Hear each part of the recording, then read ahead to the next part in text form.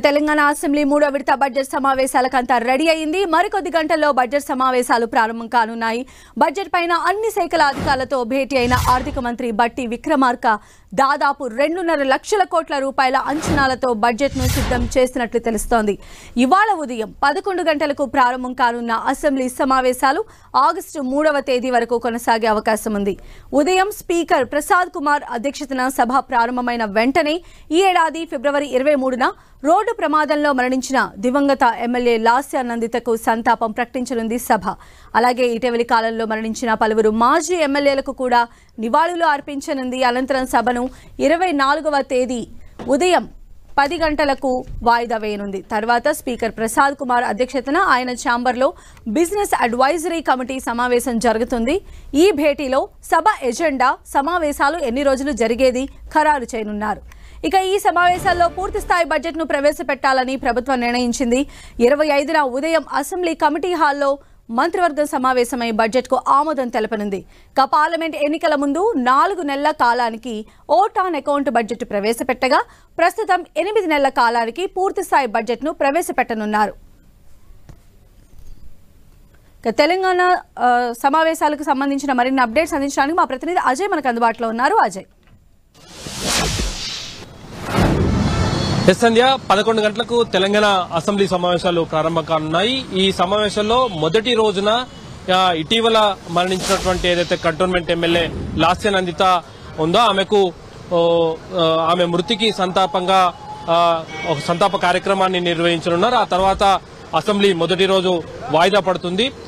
ఆ తర్వాత స్పీకర్ అధ్యక్షతన బీఏసీ సమావేశం జరుగుతుంది. బీఏసీ సమావేశంలో అసెంబ్లీ ఎన్ని రోజులు నిర్వహించాలి, ఏ అంశాలపైన చర్చించాలి, ఏ బిల్లులు ఎప్పుడు ప్రవేశపెట్టబోతున్నారు, బడ్జెట్ ఎప్పుడు ప్రవేశపెడుతున్నారు అన్నది కూడా ఆ బిజినెస్ అడ్వైజరీ కమిటీలో డిసైడ్ చేయడం జరుగుతుంది.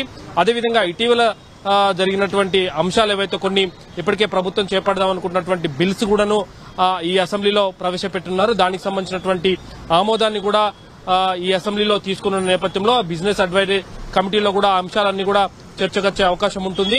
మరొక వైపు చూసుకున్నట్లయితే ఈ రోజు మొదటి రోజు జరుగుతున్నటువంటి అసెంబ్లీ సమావేశాలు ఏవైతే బడ్జెట్ సమావేశాలు ఉన్నాయో ఇప్పటికే vote on account budget parliament ఎన్నికల ముందు ప్రవేశపెట్టగా ఇప్పుడు ఫుల్ బడ్జెట్ కు ప్రభుత్వం వెళ్తున్నటువంటి నేపథ్యంలో ఏ అంశాలను ప్రస్తావించాలన్న అంశంపైన కూడా బీజేపీ ఒక ఎజెండాను రూపొందించుకున్నటువంటి పరిస్థితి మనకు కనబడుతుంది. నిన్న బీజేపీ రాష్ట్ర కార్యాలయంలో బీజేపీ ఎల్పీ సమావేశం జరిగి అసెంబ్లీలో ప్రస్తావించాల్సిన అంశాలు, మొదటి రోజు తీసుకోవాల్సిన కార్యాచరణపైన కూడా డిస్కస్ చేసినటువంటి పరిస్థితి మనం చూసుకోవచ్చు. ముందుగా చూసుకున్నట్లయితే ఏదైతే లిబర్టీలో ఉన్నటువంటి అంబేద్కర్ స్టాచ్యూ వద్దకు బీజేపీకి సంబంధించినటువంటి 8 మంది ఎమ్మెల్యేలు చేరుకుంటారు. ఇక్కడ నుండి ఈ అంబేద్కర్ కు ఏదైతే ముందు నుండి బీజేపీ కొన్ని విమర్శలు చేస్తుంది, అధికార కాంగ్రెస్ పార్టీ పైన ఎమ్మెల్యేలను ఫిరాయింపుల విషయం అయితేనేమి, నిరుద్యోగుల అంశం అయితేనేమి, రైతుల అంశాలపైన అయితేనేమి కొన్ని విమర్శలు చేస్తుంది, ప్రజాస్వామ్యాన్ని కూని చేస్తుందంటూ కూడా విమర్శలు చేస్తున్నటువంటి నేపథ్యంలో అంబేద్కర్ కు నివాళులర్పిస్తూ అదేవిధంగా ఆయనకు ఒక వినతి పత్రాన్ని ఇచ్చి ప్రజాస్వామ్యాన్ని కాపాడాలన్న ఉద్దేశంతో కూడా ఈ వినతి పత్రాన్ని ఇచ్చి ఇక్కడ నుండి లిబర్టీలో ఉన్నటువంటి అంబేద్కర్ స్టాచ్యూ నుండి గన్ పార్క్ వెళ్లి గన్ పార్క్ లో అమరవీరుల స్తూపానికి నివాళులర్పించి ఆ తర్వాత అసెంబ్లీకి చేరుకోబోతున్నారు. అయితే బీజేపీకి సంబంధించినటువంటి ఎమ్మెల్యేలంతా కూడా రైతులు, కిసాన్ మోర్చా వారితో అందరితో మద్దతుగా రైతుల అంశాలపైన కొట్లాడుతాం మేము అసెంబ్లీలో అన్న ఒక సింబాలిక్ గా ఇక్కడ నుండి ర్యాలీగా వెళ్లనున్నారు. సంధ్య, రైట్ అజయ్.